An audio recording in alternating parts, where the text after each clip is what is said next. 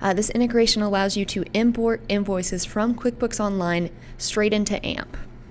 So the first thing you do is go to the homepage of AMP or the client site, mouse over Online Invoicing, and then click Import from QuickBooks Online.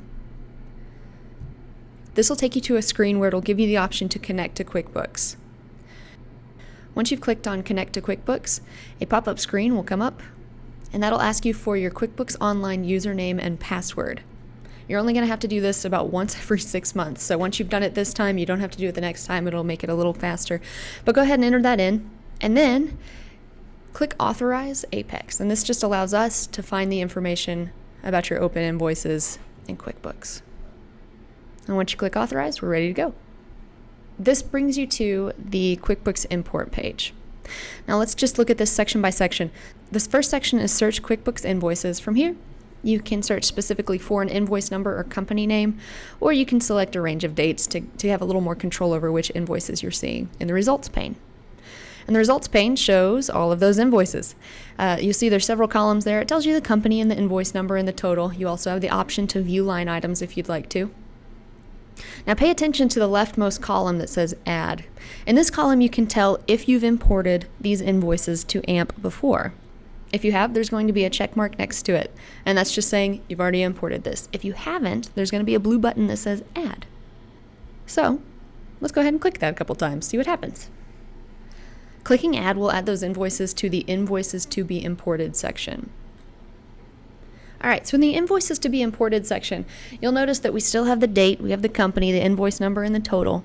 But you also notice that we've added something in the company line that says either matched or no match. What this does is search Apex's system for all of the customers our clients have ever done business with. If we match the company in your invoice to a company that we've done business with before, then it'll say, hey, we matched this. And you'll get that green icon, and you can move on to the next thing. You'll see that, okay, we call it BNSF, and that matched to BNSF Logistics LLC in our system. The next invoice, Coyote Logistics, it says it matched, but it matched to placeholder company, and that doesn't really look right. And so if you want to change that, click on placeholder company. That'll bring up a pop-up, and then you can say change company. This brings up a little search box. You can search by city, state, or MC number, and that'll help you identify which of the companies is the right match.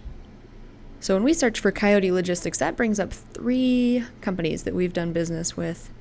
And let's find the one it is and click select. And now it matches Coyote Logistics to Coyote Logistics Incorporated. Now on this one, Christie's Cool Cars, it doesn't look like we've done business with them. And so it'll say no match.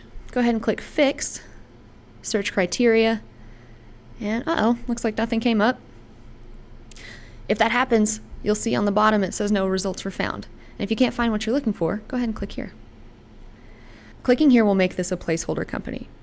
And what that means is we don't have a customer that matches this right now, but we're going to send an alert to credit to ask them to create one. And in the meantime, we're just going to have that be called placeholder company. Once credit has created that listing in our system, that'll be changed to Christie's Cool Cars in our system.